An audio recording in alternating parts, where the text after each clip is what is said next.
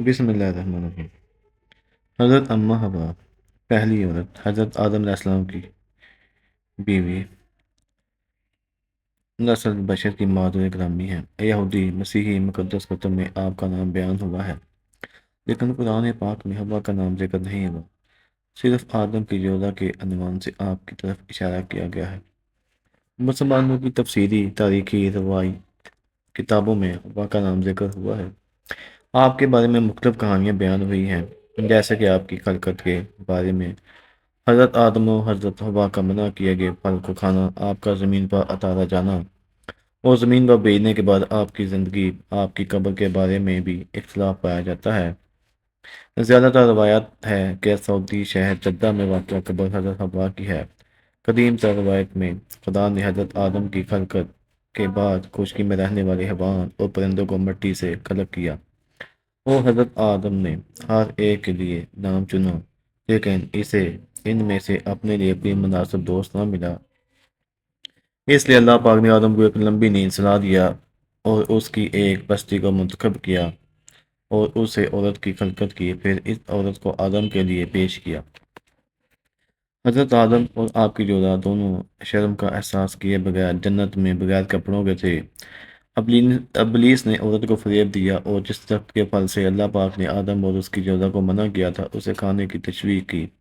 عورت نے اس پھل کو کھایا اور آدم کی بھی کھایا، جس کے نتیجے میں دونوں کی آنکھ کھلی اور انہیں سمجھ آئی کہ ان کے جسم پر کپڑے نہیں۔ چونکہ خدا نے آدم سے پوچھ گچھ کی، آدم نے اپنی جوڑا سے پوچھا اور اس نے شیطان کو متهم کیا۔ اس لیے اللہ پاک نے آدم ان کی جوڑا کو سزا دی جس جرم کے وہ مرتکب ہوئے تھے۔ پھر عورت کو کہا گیا، تمہارے حمل کے درد کو بہت زیادہ کاٹوں گا، درد کے ساتھ بچہ پیدا کروں گا اور شوہر کے مشتاق رہو گی اور وہ تم پر حکمرانی کرے گا۔ اس کے بعد آدم اور حوا کو جنت سے باہر نکالا گیا اور درخت حیات کھانے سے روکا گیا تاکہ ہمیشہ زندہ نہ رہ سکیں۔ یہودیوں کے مطابق حضرت اماں حوا اور حضرت آدم علیہ السلام کی شادی میں فرشتے شامل تھے۔ جنت سے نکلنے کے بعد آدم اور حوا نے مکہ کا سفر کیا اور اللہ تعالیٰ کی عبادت میں مصروف ہو گئے۔ اسی جگہ حضرت اماں حوا کو حیض کی ابتدا ہوئی۔ روایت میں ہے کہ 10 قسم کے سزائیں حوا اور اس کی بیٹیوں کو تجویز ہوئی، جن میں حیض آنا، حمل، واضح حمل کی تکلیف شامل ہے۔ اس کے بعد یہ بھی کہا گیا ہے کہ جب تک تمہارا خامد راضی ہوگا تو تم جنت میں جاؤ گی۔ کہا جاتا ہے کہ جنت میں بعض ایسے انسان ہوں گے جس کی ناف نہیں ہوگی، وہ حضرت آدم اور حضرت اماں حوا ہوں گے، کیونکہ یہ ماں سے پیدا نہیں ہوئے ہیں۔ کہا جاتا ہے کہ سب سے پہلے حضرت آدم علیہ السلام کے بیٹے حابل علیہ السلام کی موت ہوئی تھی، جس کو اس کے بھائی نے قتل کر دیا تھا۔ پھر ایک کوے کے بتائے ہوئے طریقے سے اس کو مٹی میں دفن کر دیا گیا تھا۔ سورہ الاعراف میں اللہ تعالیٰ نے حضرت حوا کے حمل کے بارے میں بیان کیا ہے، اور وہ اللہ ہی ہے جس نے تمہیں ایک جان سے پیدا کیا، پھر اس کی جنس سے اس کا جوڑا پیدا کیا۔ اللہ تعالیٰ دنیا میں پیدا ہونے والی ہر چیز کا جوڑا پیدا فرماتا ہے تاکہ وہ اپنے جوڑے کے پاس جا کر سکون حاصل کر سکے۔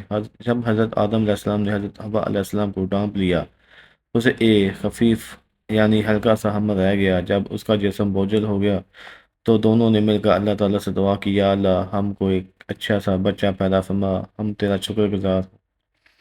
حضرت سعید بن ربیع رضی اللہ تعالیٰ عنہ سے ایک روایت مروی ہے کہ حضرت حوا علیہ السلام کو جب پہلی بار حمل ٹھہرا تو آپ نے بوجھ محسوس کیا۔ یہ زمین پر آنے کے بعد پہلی بار تھا کہ آپ کا پیٹ یوں حمل کی وجہ سے باہر نکل رہا تھا، جس کا بوجھ اور تکلیف آپ علیہ السلام کو چلتے پھرتے ہونے لگی تھی۔ ایک رات حضرت حوا سونے لگی تو ابلیس لبادہ بشریت میں حاضر ہوا۔ اس نے بی بی سے کہا، تمہارے پیٹ میں کیا ہے؟ حضرت اماں حوا نے کہا، مجھے کیا علم کہ میرے پیٹ میں کیا ہے۔